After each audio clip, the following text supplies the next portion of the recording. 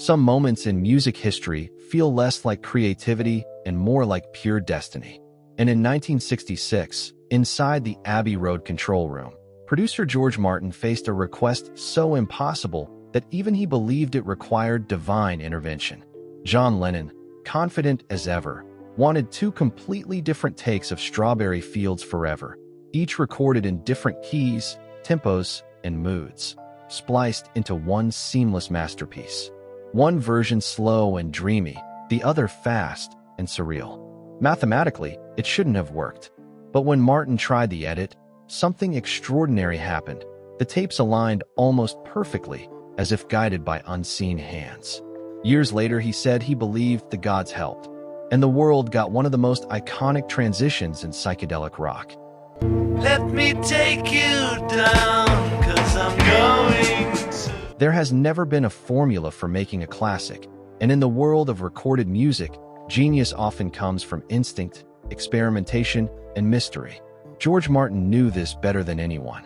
Since the 1950s, he had been shaping sound at EMI, but nothing compared to his partnership with the Beatles. Between 1962 and 1970, he transformed their raw creativity into sonic architecture. As he once said, his job was simple yet impossible: to translate their dreams into sound. And he did, again and again. Many people have been called the fifth Beatle, but Martin is one of the few who truly earned the title. His influence runs deep. In 1963, he suggested speeding up Please Please Me, turning it from a slow Roy Orbison-style ballad into a punchy hit.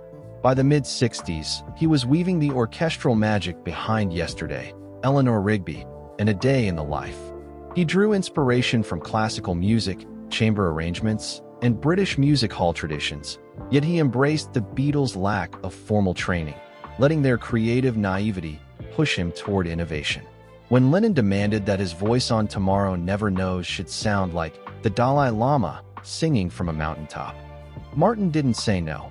He found a way, routing the vocal through a Leslie speaker to create one of rock's most revolutionary sounds. But nothing prepared him for Strawberry Fields Forever. In late 1966, Lennon arrived with a haunting, memory-soaked composition inspired by his Liverpool childhood. The band recorded it again and again, each take radically different. Lennon became obsessed with two versions: Take 7, slow and atmospheric, and Take 26, fast, heavy, and drenched in brass and cellos. In a 1980 interview, he admitted he wanted the impossible: both takes fused into one song. Martin explained it couldn't be done. Different keys, different tempos, different arrangements. It defied all musical logic. But Lennon's response was simple: you can fix it. And somehow he did. When Martin and engineer Jeff Emmerich slowed down the faster take and sped up the slower one, the tapes, against every rule of recording, aligned almost perfectly. Martin later said, "God was helping me." The result? One of the most legendary transitions in music history. And while that miracle edit gets most of the attention, it was only part of the brilliance. Throughout late 1966, Martin and the band experimented with tape loops, reverse effects, altered vocals, and orchestration that would shape the sound of Sgt. Pepper. Strawberry Fields Forever wasn't just a song. It was a doorway to the Beatles' most innovative era. George Martin always downplayed his genius, insisting divine forces played a role. But history tells a different story.